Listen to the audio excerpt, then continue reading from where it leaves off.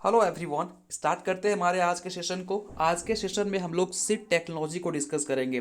कल के सेशन में हम लोगों ने एग्रोनॉमी को डिस्कस किया था।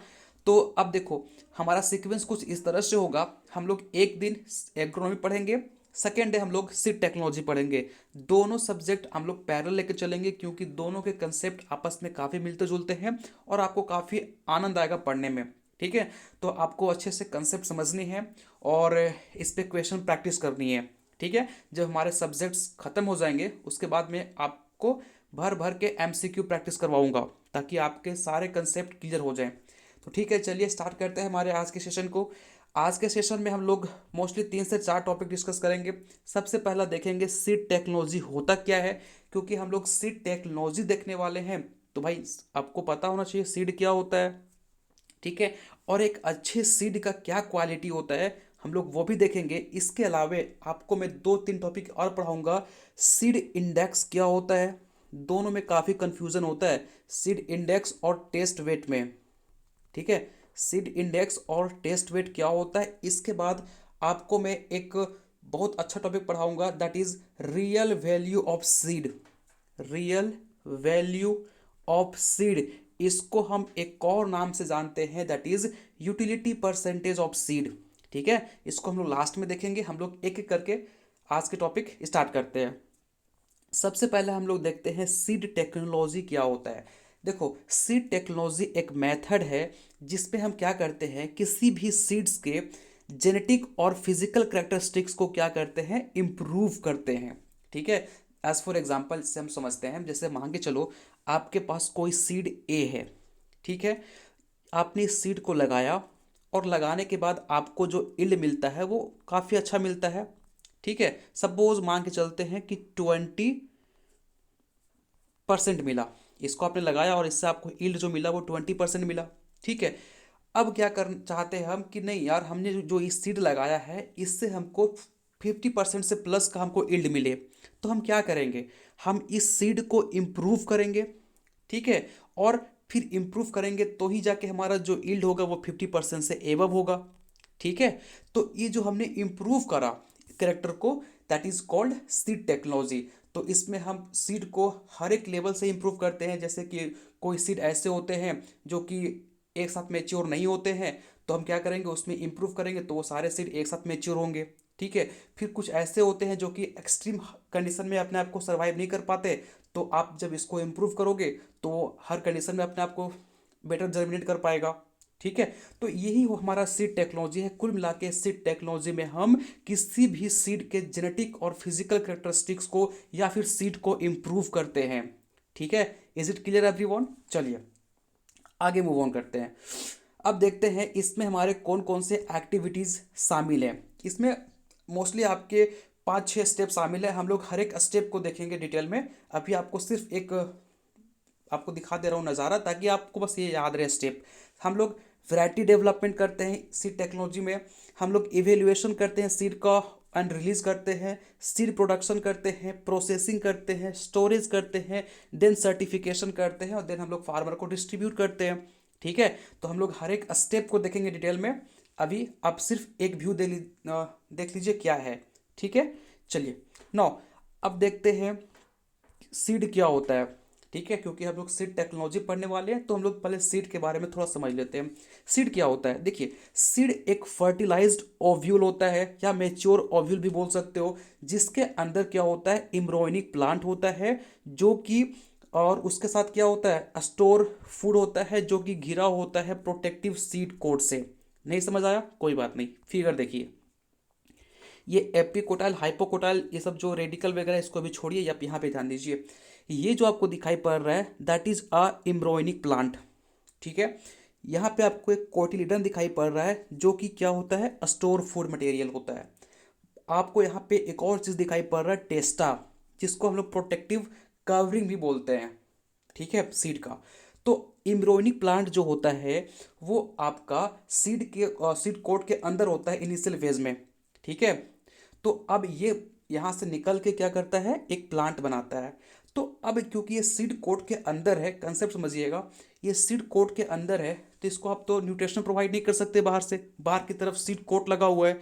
तो ये क्या करता है, अपने आप को जर्मिनेट करने के लिए ये जो कोटिलिडन यहाँ पे है, जो कि हम लोग क्या बोलते हैं, स्टोर फूड मटेरियल, ये जो यहाँ पे फूड स्टोर है, इसको ये यूटिलाइज करेगा। कुल मिला के सीड अपना इनिशियल फेज में फूड को लेके आता है, ठीक है। और ये फूड को लेकर ये क्या करेगा, बाहर की तरफ सीड कोट को रप्चर करते हुए बाहर निकल जाएगा और एक प्लांट का निर्माण करेगा, ठीक है। अब सीड कोट की बात करें तो सीड कोट में दो लेयर होते हैं। आउटर लेयर को हम लोग टेस्टा बोलते हैं और इनर लेयर को हम लोग टेगमेंट बोलते हैं। Is it clear? Outer layer को क्या बोलते हैं, टेस्टा, और इनर लेयर को हम लोग बोलते हैं टेगमेंट, ठीक है। तो अब एक मेच्योर सीड क्या है, एक मेच्योर ओव्यूल है या फर्टिलाइज ओव्यूल है, जिसके पास एक इम्ब्रोनिक प्लांट होता है, स्टोर फूड मटेरियल होता है और प्रोटेक्टिव सीड कोट होता है। तो आपसे पूछा जाएगा कि भाई एक मेच्योर ओव्यूल के पास क्या क्या होता है, तो एक मेच्योर ओव्यूल के पास टोटल तीन चीज होता है, इम्ब्रोनिक प्लांट, स्टोर फूड मटेरियल और सीड कोट, ठीक है। चलिए अब देखते हैं what does a seed do, seed क्या कर सकता है। देखिए सीड न्यू टेक्नोलॉजी को लेके आता है। जैसे एग्रीकल्चर में जितनी भी टेक्नोलॉजी हैं वो टेक्नोलॉजी हो पाते यदि सीड ही नहीं होता, सीड ना होते तो प्लांट ना होता, प्लांट ना होते तो टेक्नोलॉजी नहीं होता। तो सीड जो होता है एक बेसिक कैरियर होता है किसी भी टेक्नोलॉजी का जो कि एग्रीकल्चर फील्ड से जुड़े हुए हैं, ठीक है। ये बेसिक टूल होता है secure food material, food supply के लिए।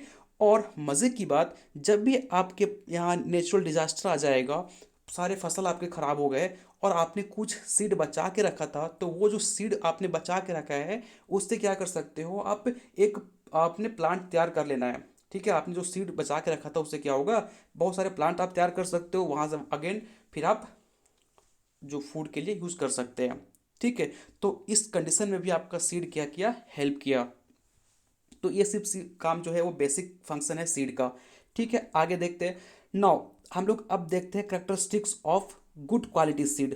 यदि आपके पास गुड क्वालिटी सीड है या नहीं है, और है तो उसका क्या करेक्टरिस्टिक्स होना चाहिए, हम लोग इसको देखते हैं। देखिए सबसे पहला जो क्वालिटी होना चाहिए कि वो जेनेटिकली प्योर होना चाहिए, ठीक है। जेनेटिकली प्योर कहने का क्या मतलब है, कंसेप्ट से समझिए। देखिए सपोज वीट की एक वेराइटी है ए और एक वैरायटी है बी, ठीक है। दोनों वैरायटी में कुछ तो डिफरेंस होगा, हो सकता है इसके ड्यूरेशन में डिफरेंस होगा। ये जो है वो मेच्योर होता है 30 डेज में, ये मेच्योर होता होगा 28 डेज में, कुछ तो डिफरेंस होगा। या हो सकता है ये 32 डे में मेच्योर होता होगा। हो सकता है इसको न्यूट्रिशन जो है वो 20 डे में चाहिए, इसको न्यूट्रिशन 25 डे में चाहिए, है ना। तो काफ़ी सारे आपको वेरिएशन दिखाई पड़ेंगे दोनों वैरायटी में। तो अब जेनेटिक प्योर का कहने का मतलब ये हुआ कि सीड ए और सीड बी आपस में मिक्स ना हो जाए। जो आपका सीड है वो जेनेटिक प्योर है, तो क्या होगा कि आपके जो फील्ड में जब आप उसको लगाओगे तो सारे क्रॉप एक साथ मेच्योर होंगे, ठीक है। सारे को न्यूट्रिशन एक साथ चाहिए। ऐसा तो नहीं होगा ना कि आप एक प्लांट को अलग से न्यूट्रिशन दोगे, दूसरे प्लांट को अलग से न्यूट्रिशन दोगे। अगर ऐसा हो रहा है तो आपका जो सीड है वो जेनेटिकली प्योर नहीं है, ठीक है। चलिए तो अब देखते हैं कि क्या क्या सीड होते हैं और उसको कितने उसके प्योरिटी परसेंटेज होते हैं। अगर आपका सीड जो है वो ब्रीडर सीड है या न्यूक्लियस सीड है तो उसके प्योरिटी परसेंटेज कितने होते हैं, 100%। मोस्टली जो ऐसा माना जाता है कि जो जेनेटिकली प्योर प्योरिटी है वो 100% होना चाहिए किसी भी सीड का, ठीक है। तो ब्रीडर सीड का या न्यूक्लियस सीड का जो प्योरिटी परसेंटेज होता है वो 100% होता है। फाउंडेशन सीड का 99.5% होता है। सर्टिफाइड सीड का 99% होता है। आप इसे याद कर लीजिए क्योंकि कई सारे एग्जाम में पूछा गया है, ठीक है। नेक्स्ट कैरेक्टरिस्टिक्स की तरफ मूव ऑन करते हैं हम लोग। बोलता है it should have optimum moisture content for storage.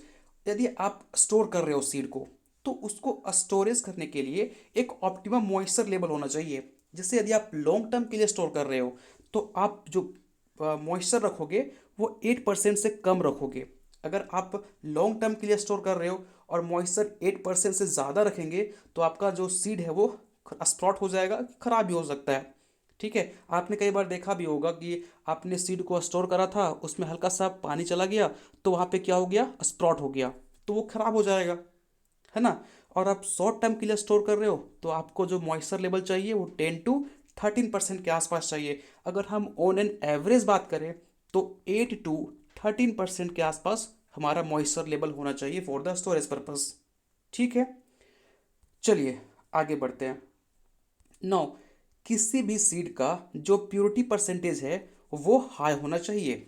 ठीक है, जैसे अगर हम भिंडी की बात करें तो इसका प्योरिटी परसेंटेज 99% है।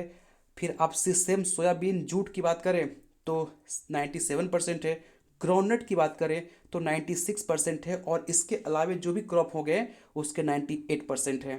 तो एक अच्छे सीड के क्या करेक्टरिस्टिक्स होना चाहिए कि उसका प्योरिटी परसेंटेज भी हाई होना चाहिए। ठीक है, चलिए नाउ नेक्स्ट हमारा है it should have the require level of physical purity for the certification.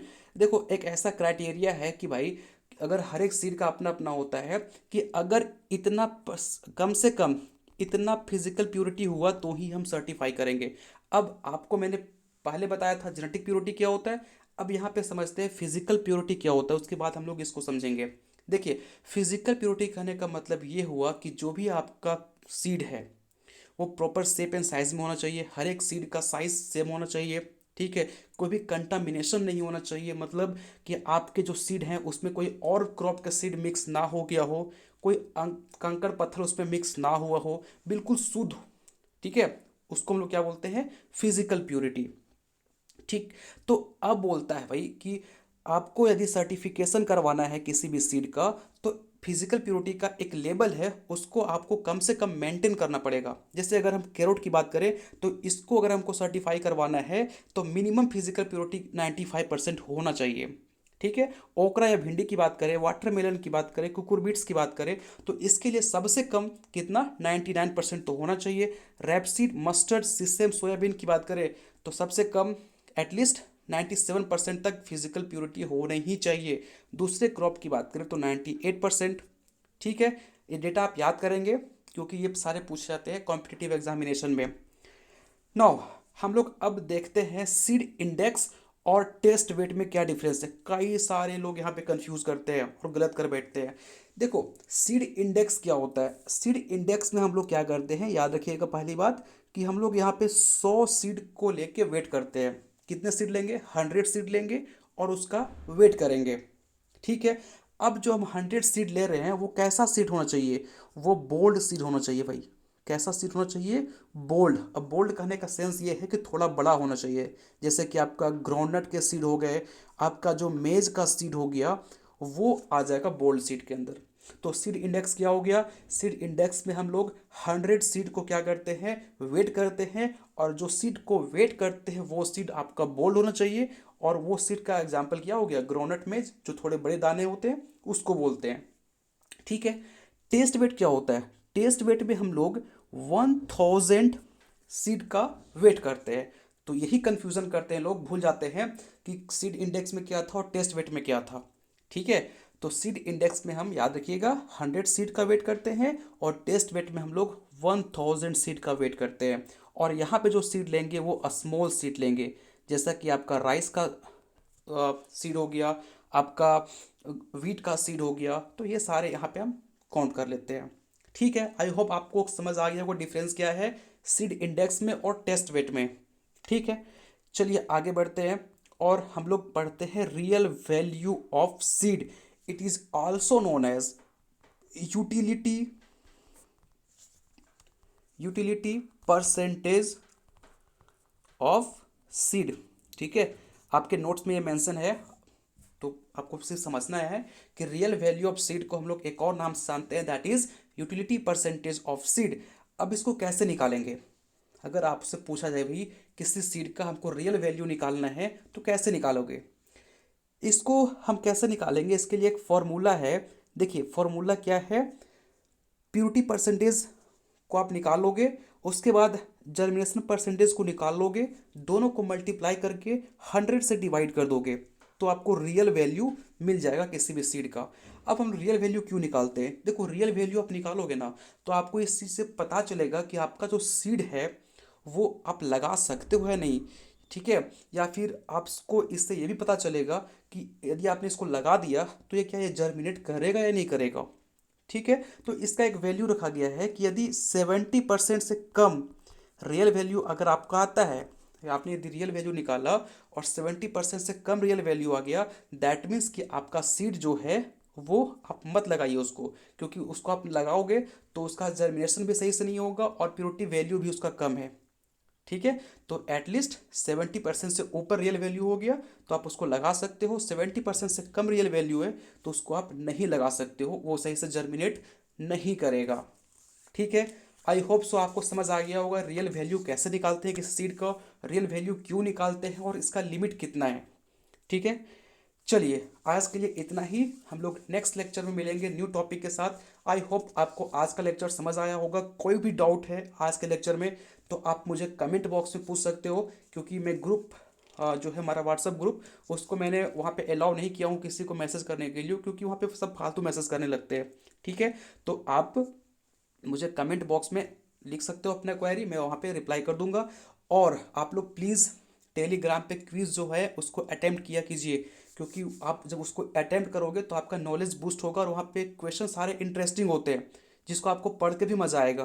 तो आप लोग एटलीस्ट उसको अटेम्प्ट कीजिए, क्योंकि अगर वहाँ पे गलत भी हो गया तो कोई बात नहीं, कोई तो आपका कुछ लॉस तो हो नहीं रहा है, ऊपर से आपका नॉलेज भी बनेगा। ठीक है, तो चलिए फिर मिलते हैं नेक्स्ट लेक्चर में। Thank you so much.